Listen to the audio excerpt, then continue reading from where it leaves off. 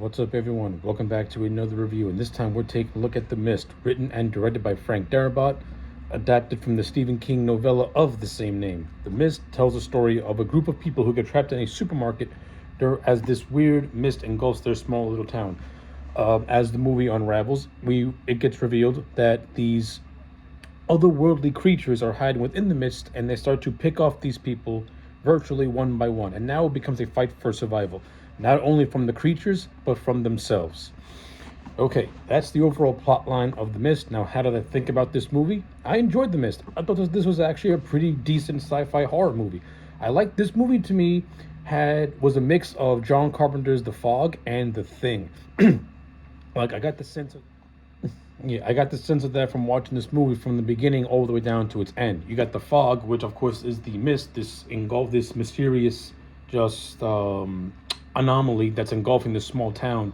And then inside this mist, you have these Lovecraftian creatures that are about to wreak havoc. I thought Frank Darabont executed this story to the best of his abilities. Is The Mist 100% perfect? No, it's not. But for the most part, it did what it needed to do, which is tell a very interesting story, not only about survival from the creatures, but more or less survival from just your fellow man. Because as this movie progresses, the more dangerous threat are the people that you're surrounded with, and not what's outside. What's outside is probably easier to deal with than what's inside, which is your own people turning against you once the shit hits the fan and your back's against the wall. And that's what The Mist really explores, is how human nature can crumble when it's under extreme stress. And that's where I feel this movie is really at its strongest, when it's basically the characters and what the characters are facing. You have the character named David, played by Thomas Jane. Very likable. He's a family man basically, just having a regular day with his son. He goes to the supermarket. There's this mysterious mist that engulfs the whole thing. Everyone has to get locked in after a thunderstorm had knocked out a lot of the power. As David and a couple of people are trying to figure out what's going on, they get attacked by this creature that comes out of the mist by killing a bag boy. And now David more or less has to become the de facto leader in a way to try and convince these people to, listen to him and not make any rash decisions and believe that there's something evil outside. Now, all the while, you have this religious fanatic named Mrs. Camberry, who thinks that she's a vessel from God, and she's pretty much trying to give the personification of these creatures as being demons, as being God's way of smiting the wicked, so to speak.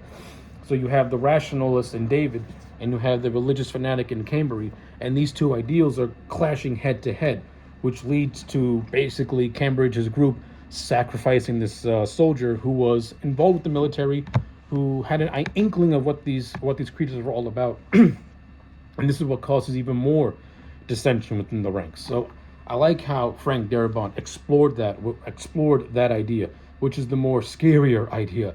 There's nothing more scary than your fellow man turning against you. Now, I think the more weaker aspect of this movie is really the whole monster stuff, because it's really like once the monsters start becoming more of a prominent threat, then the movie kind of goes into that monster movie territory, and that's where it stops being interesting and starts becoming more entertaining. I'm not gonna say the monster stuff is bad, because it's not. It's very entertaining. It's got good suspense. It's got good pacing. Frank Darabont does a great job at creating a very tense atmosphere when a group of characters are trying to go through a pharmacy to find medicine, and they pretty much realize that a lot of people are basically being killed by these creatures.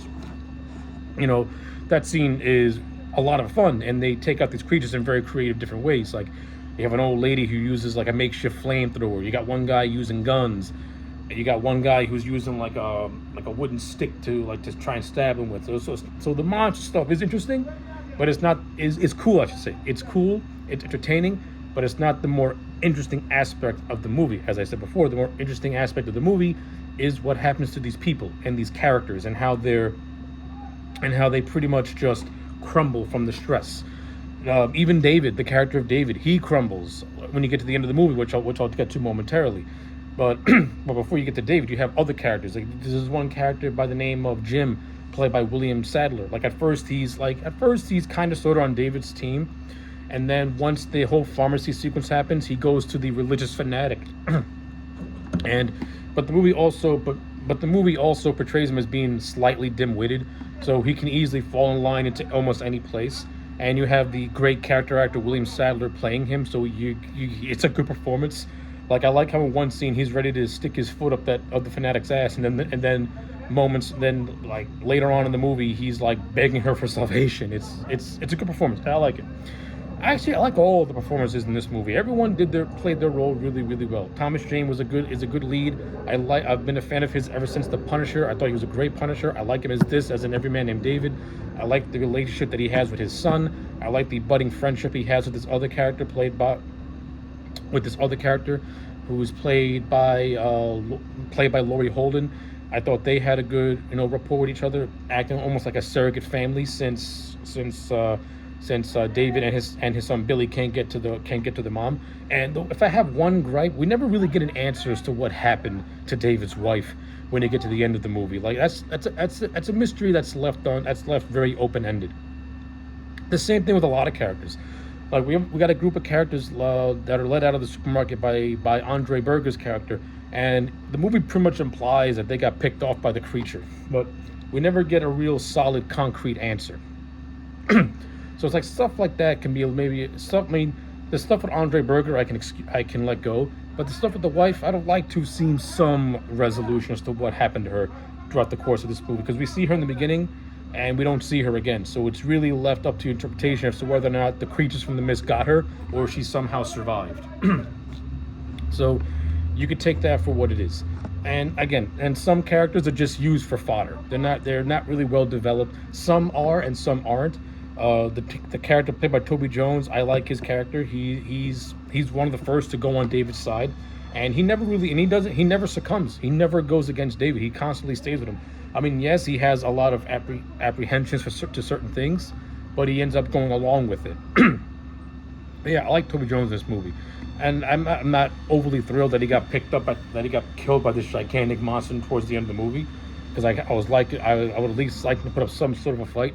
But he has some cool moments. Like he was the one that's like expert with a shotgun, so he was killing sons of bitches, and he was also the one that shot the religious fanatic dead bang after she the religious fanatic throughout the course of this movie. Frank Darabont did a great job at just making you wait and wait and wait until someone finally put a bullet in her head, because she's the one that caused a lot of the chaos in the supermarket. She's the one that divided everyone into these separate factions. She's the one that basically orchestrated the death of an innocent man who didn't really have anything to do with the military's plans to have these creatures come from other dimensions. Yeah, by the way, Frank Darabont giving an answer as to where these creatures came from, I wasn't too keen about that. I think keeping it a mystery would have been a good idea. It's just played up as the military doing unwanted experiments, and they accidentally open portals to other world dimensions. I mean, I would have kept that out. That's very like cheesy Twilight Zone-y type of stuff that I don't think this movie needed, to be honest with you. But like I said, the religious fanatic getting killed by Toby Jones' character, long time coming. That's a cheer out loud moment. She got one in the stomach and one in the head, because all she does is just create more fear and more panic. And then when she finally gets killed, that's when everyone starts to come to their senses a little bit. It's like, hey, look at what she did. She forced you to kill a guy who had nothing to do with what's going on. Just because he is in the military, that doesn't mean that he's responsible for what happened, because it's not. He ain't responsible for the military playing with signs and opening portals to other worlds and shit like that. So, long time coming. That's the main villain of the piece, to be honest with you. And she got what she deserved. And again, I also liked the ending. I like how Frank Darabont went with a very, very dark ending. Just like all hope is lost. David not only has to kill Andrea Holden's character, but he also kills two other characters, and he also sacrifices his son. What makes this ending so downbeat is that moments after he kills everyone in a assisted suicide, he's awaiting his death by the alien creatures, only to discover that the military had gained up enough forces to neutralize this threat. So basically, he sacrificed innocent people for no reason, and now he's just left a broken man in the middle of the street. I like the ending. It plays into the whole paranoia aspect. And it also shows that maybe the religious fanatic had an effect on David as well. But in his mind, he's doing something he's releasing people from a certain doom. Meanwhile, the doom salvation was coming. So I like it. I like that ending. When if you read into it thematically, it makes a lot of sense, and it plays into David's character. He, as somebody who's trying to do the right thing, and as somebody who does the right thing, he has to pay for it greatly in the end. So I think Frank Darabont was onto something there. Also with Stephen King, but I think the ending in the book is much different than the movie. Like I said, I never read the novella, so I can't really comment on it. But I like the fact that Frank Darabont changed that ending to suit the tone of his movie, and it works. What else is there to say about The Mist? That's about it. Yeah, that's pretty much about it. Like, in terms of like directing, the movie looks good. I mean, I'm not overly. I mean, it has a good. I'm not overly thrilled about the CGI. The CGI does look very dated. This movie came out in 2007. CGI is more sophisticated now, depending on what movie studio is making it. But yeah, you can tell that this has PlayStation 3 graphics. But to Frank Darabont's credit, he did a great job at hiding these creatures mostly in shadow. And it also works that he originally intended to make this movie black and white. And you can tell by the way the creatures, by the way this movie is done cinematography wise. Like, it's meant to be done in black and white to hide the imperfections of the CGI, but it also adds that level of a classic 1950s monster movie as well. Only this is a monster movie with some brains to it. So yeah, even though the CGI is weak by today's standards, I do like the overall look of the creatures. They have unique looks to them, especially this big, ginormous, like 20 feet tall praying mantis, like one was insane. They got these like little bug creatures, these like big wasp-like creatures. Like, they all have their own different look, and I liked it. It was very unique, very unique. So yeah, as an overall grade, I'm gonna give The Mist a solid 8 out of 10. I enjoyed this movie. So yeah, those are my thoughts on The Mist. Let me know yours in the comment sections down below. Like the video and subscribe, and I'll check you back next time for more.